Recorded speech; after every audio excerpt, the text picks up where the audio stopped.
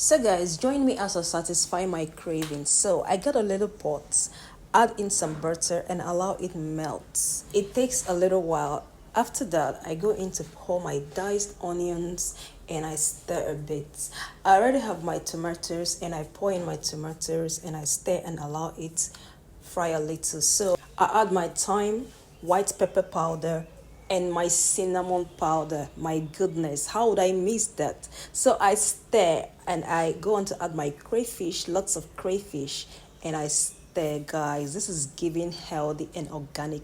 So I'm using one Titus fish and I go on to add my Titus fish. Like this is gonna cook with the food. That is how I want it. I add more crayfish and I stir a little bit, add salt, and I cover. Guys, look at it.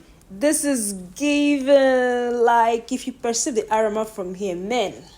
So the next thing will be to add water leaves because I want this to be as organic and as healthy as possible. So this is the aftermath. If you guess right, this will go well with white rice.